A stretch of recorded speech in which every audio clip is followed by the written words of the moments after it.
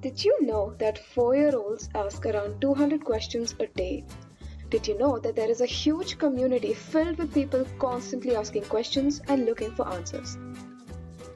That innate curiosity, that drive to satisfy the need to learn, that hunger for knowledge, for a lot of us, it stays on even into adulthood. That's probably why we love quizzing.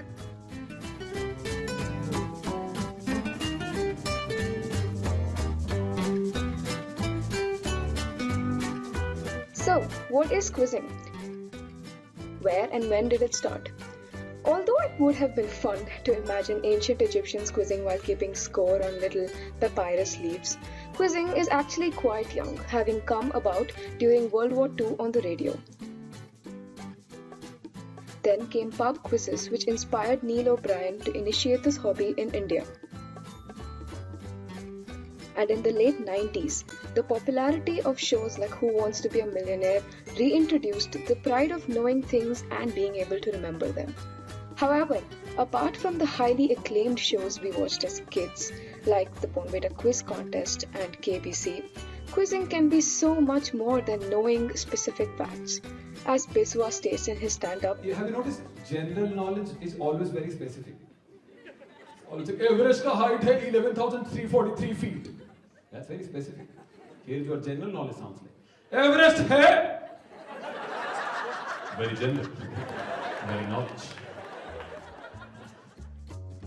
we like to think that people enjoy knowing more about stories behind questions rather than plain facts. Today, we tend to focus more on stuff that everybody knows. Answers that make you go, oh, I knew this, with questions centered on deriving answers through clever hints. It's an exercise in nimble thinking, and possibly the only place where the entirety of your life, everything you've ever seen, read, tasted, heard, or lived through, can be useful, as dramatized by Jamal in Slumdog Millionaire. When making questions, even a small number of ideas may be mixed and combined to create something totally new. To illustrate, let's look into one such question. In the 19th century, when dentistry was an evolving profession and high levels of sugar consumption was creating an exceedingly high demand for dentures, dentists came up with a creative solution to make new kind of false teeth. This new kind of dentures were preferred as they were considered more comfortable, realistic, and easier to eat with than other options like wood, porcelain, etc. The unstable political climate, which was raking in a lot of young deaths in 19th century Europe, allowed for an entire supply chain for this.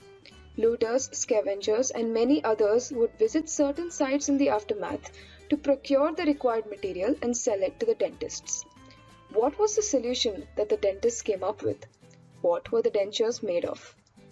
Now, you could pause the video and try the question for yourself.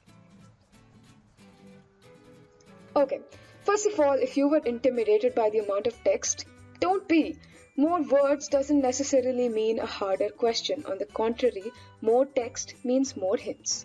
So in this question, let's look for the hints and try to deduce the answer. First, look for what the question is asking. Here, we need to find out the creative solution that dentists came up with for fake teeth. In the text, we notice the phrases 19th century, unstable political climate, and young deaths, which hints that there were a lot of wars or battles during the time. Young deaths leads us to dead soldiers. Next, we find the question talking about looters who visited certain sites in the aftermath, which we can take to mean the aftermath of a battle. Young deaths gives us the imagery of dead bodies lying around, and these scavengers must be stealing something from their bodies. Coming back to the dentists, considering that the new material was such a comfortable and accurate fit, it is reasonable to assume that these dead soldiers' teeth were being used as the new material for teeth replacements. Therefore, our answer at the end of this deduction is that these dentists were using teeth from dead soldiers as new fake teeth. Cool, right? This type of deduction-based quizzing, open quizzing, so called because anyone could form a team and take part, has now become a huge subculture spanning over multiple colleges, schools, and organizations all over the country, being attended by everyone from school children to MPs in the Rajya Sabha. Quizzing is a great hobby because it opens our eyes to a whole new world. You start looking at ordinary things in a new light because you realize that there is a story behind everything. For example, did you know that Wi-Fi was actually created to detect mini black holes? Or that treadmills were initially used for torture? This kind of information, which may seem pointless to know, could actually be useful in a quiz and gives you the pleasure of answering the question. Quizzing is amazing because it exposes you to new places, books, movies, music, and so much more. Attempting questions helps you explore uncharted territories. You stand the chance to fall in love with something totally new, something you'd probably never hear of on your own. Apart from all this, quizzing is a culture, and every culture has a community. As a quizzer, you get to meet different kinds of people, make friends that you'd never meet anywhere else, and gain exposure to new ideas.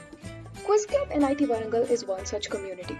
We are a diverse group of individuals united by a common love for quizzing.